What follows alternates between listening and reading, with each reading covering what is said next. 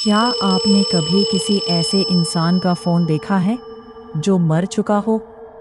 क्या कोई भाई मौत के बाद भी अपनी बहन की रक्षा करने लौट सकता है? अगर आधी रात को आपके दरवाजे पर किसी भूत की राखी रखी मिले, तो क्या आप उसे बांधेंगे? और अगर जवाब हाँ है, तो क्या आप सुबह तक जिंदा बच पाएंगे? आज की कहानी सिर्फ एक भूत की नहीं, बल्कि उस भाई की है जिसने मरने के बाद भी अपनी बहन से किया वादा नहीं तोड़ा। राखी की रात एक ऐसा दरवाजा खुलता है जिसे कभी खुलना ही नहीं चाहिए था। एक खत, एक पुरानी तस्वीर और आधी रात को आई एक ऐसी कॉल जिसने जिंदगी और मौत की सीमा ही मिटा दी। लेकिन याद रखिए, इस कहानी में सबसे डरावनी चीज कोई भूत नहीं है, बल्कि वो इंसान है जिसने एक भाई को मारकर भी उसकी आत्मा को खामोश नहीं कर पाया। तो लाइट बंद कर दीजिए, हेडफोन लगा लीजिए, क्योंकि आज की कहानी आपके दिल की धड़कनें बढ़ा सकती है। अंधेरा, घुप अंधेरा। ऐसा नहीं कि रोशनी नहीं थी, बल्कि रोशनी होने के बावजूद भी सब कुछ अंधेरे में डूबा हुआ महसूस हो रहा था। बारिश अभी अभी रुकी थी।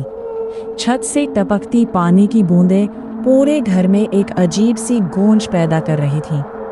कोने में रखा पुराना पंखा चर चर की आवाज कर रहा था। दूर कहीं कुत्तों के लगातार भौंकने की आवाज सुनाई दे रही थी। लेकिन इन सब के बीच एक और आवाज थी, बहुत धीमी, जैसे कोई बहुत दूर बैठकर रो रहा हो। नीचे की मंजिल पर एक कमरे में रिया की आंखें खुली हुई थीं। उसे नींद नहीं आ रही थी। बारिश की ठंडी हवा खिड़की से अंदर आ रही थी। पर्दे बार बार हवा में फड़फड़ा रहे थे, मानो कोई अदृश्य साया उन्हें छूकर गुजर रहा हो। रिया ने धीरे से अपना मोबाइल उठाया। स्क्रीन पर तारीख चमक रही थी, रक्षाबंधन, राखी, वही दिन जिसका उसे पूरे साल इंतजार रहता था। लेकिन इस बार उसके पास अपनी राखी बांधने के लिए उसका भाई नहीं था। आज से ठीक 3 महीने पहले आर्यन की मौत हो गई थी। एक भीषण सड़क हादसा। कम से कम पुलिस की रिपोर्ट तो यही कहती थी। रिपोर्ट में लिखा था कि बारिश की वजह से सड़क फिसलन भरी थी।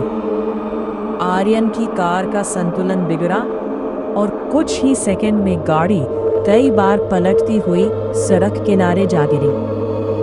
जब रिया को ये खबर मिली तो उसे लगा जैसे उसकी पूरी दुनिया उसी पल बिखर गई हो।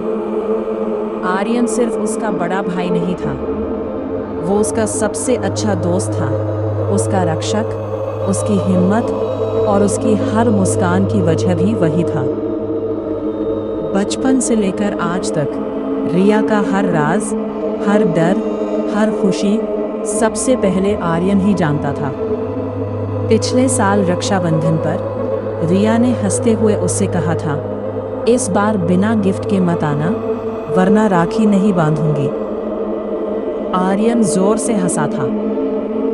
फिर उसने मुस्कुराकर कहा था, तू बस इंतजार कर, इस बार ऐसा तोहफा लाऊंगा कि तेरी आंखों में खुशी के आंसू आ जाएंगे। लेकिन वो तोहफा कभी नहीं आया।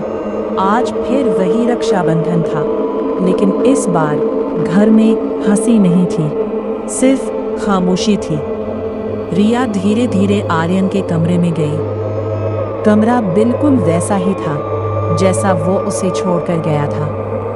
उसके कपड़े अब भी अलमारी में करीने से टंगे थे। किताबें मेज पर खुली पड़ी थी, मानो अभी दरवाजा खुलेगा और आर्यन मुस्कुराते हुए अंदर आ जाएगा। रिया कांपते हाथों से उसकी तस्वीर के सामने पहुंची। तस्वीर में आर्यन हमेशा की तरह मुस्कुरा रहा था। रिया ने राखी की थाली उठाई, रोली अपनी उंगली पर लगाई और तस्वीर के माथे पर टीका कर दिया। उसकी आंखों से आंसू बह निकले। धीरे से उसने फुसफुसाकर कहा, राखी तो अब नहीं बांध सकती भाई, लेकिन तुझे याद करना कभी नहीं छोड़ूंगी। उसी पल कमरे की बंद खिड़की अपने आप धीरे धीरे चर्रर की आवाज के साथ खुल गई। रात के ठीक 12 बजे थे। पूरा घर एक अजीब सी खामोशी में डूब चुका था। अचानक बिजली चली गई। चारों तरफ घना अंधेरा फैल गया। रिया चाहती तो मोमबत्ती जला सकती थी, लेकिन न जाने क्यों उसे लगा जैसे आज अंधेरा ही उसका साथी है। वो अपने कमरे में चुपचाप बैठी थी। तभी ट्रिन ट्रिन मुख्य दरवाजे की घंटी बज उठी। रिया चौंक गई। उसने घड़ी की ओर देखा। 12 जाम AM। इतनी रात को कौन हो सकता है? कुछ पल तक वो वहीं खड़ी रही, फिर धीरे धीरे सीढ़ियों की ओर बढ़ी।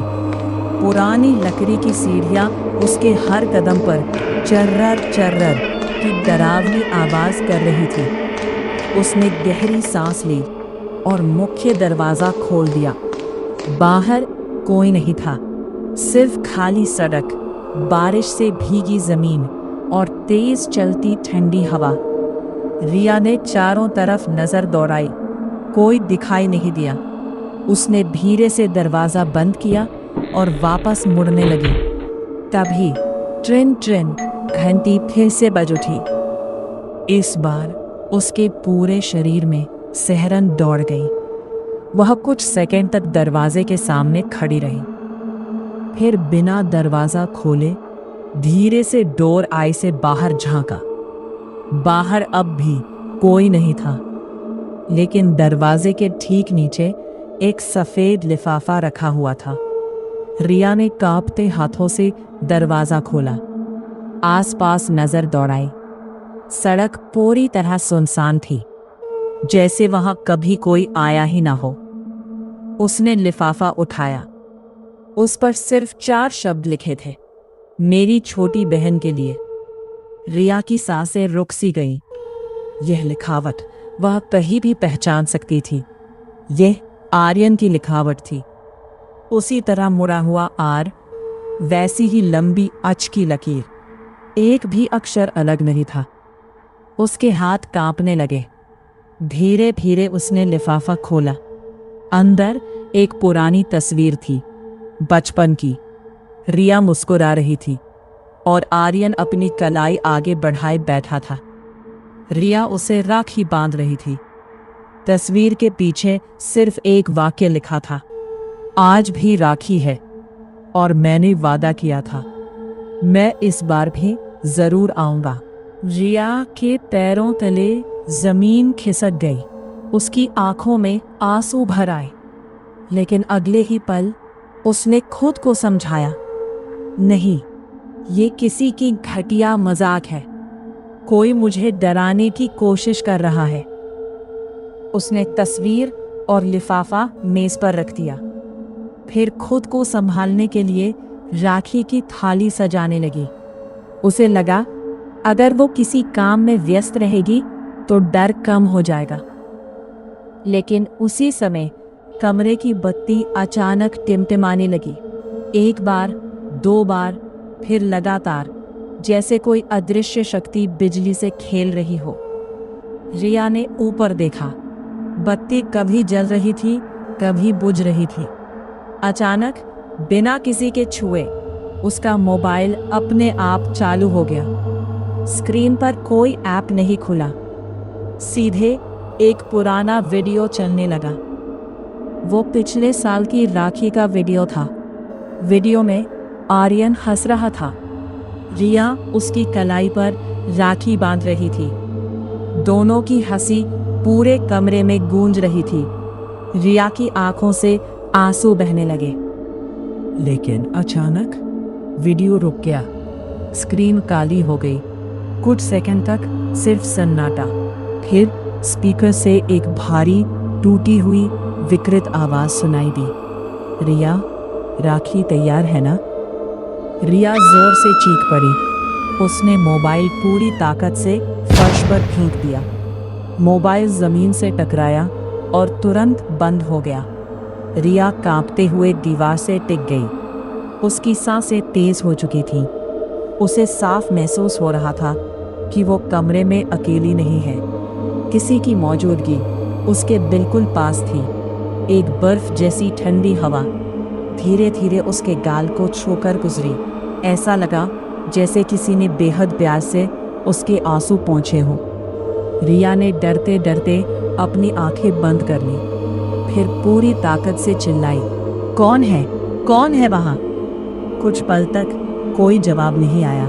फिर कमरे के सबसे अंधेरे कोने से एक बेहद धीमी टूटी हुई फुसफुसाती आवाज गूंजी, डर मत रिया, मैं तेरा भाई हूँ। सुबह होने तक रिया की आंखों में नींद का एक कतरा भी नहीं था।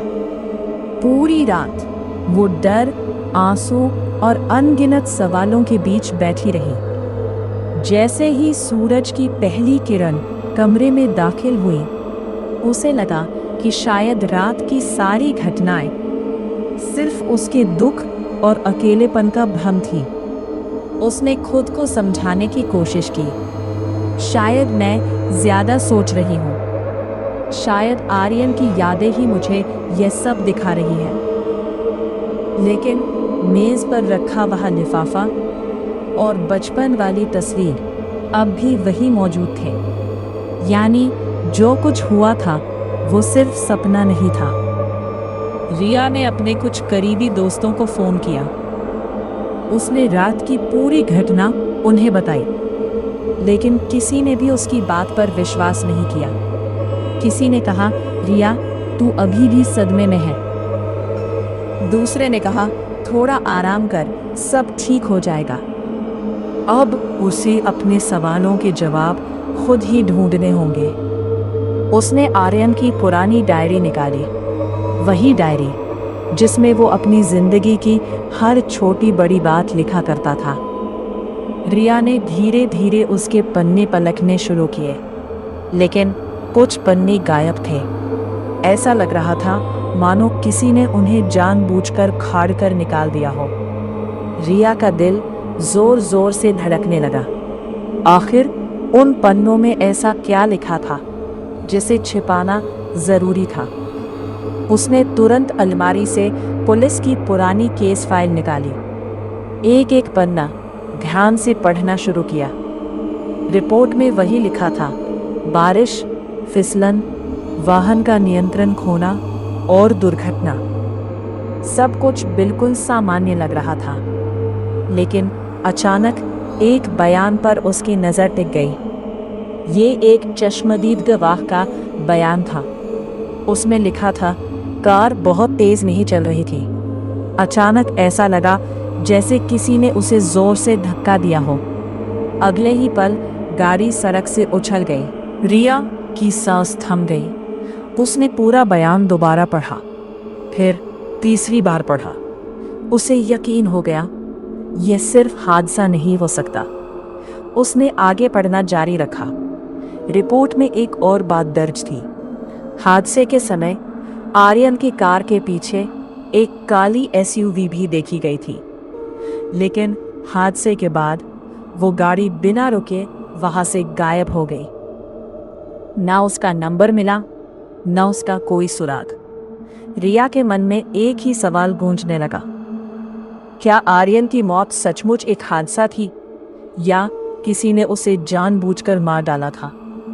और अगर ऐसा था तो उसकी आत्मा बार बार उसी तक क्यों पहुंच रही थी? क्या वो उसे कोई सच बताना चाहती थी? दिन भर यही सवाल उसके दिमाग में घूमते रहे। शाम होते होते उसने एक और फैसला किया। उसे आर्यन के सबसे करीबी दोस्त करण से बात करनी होगी।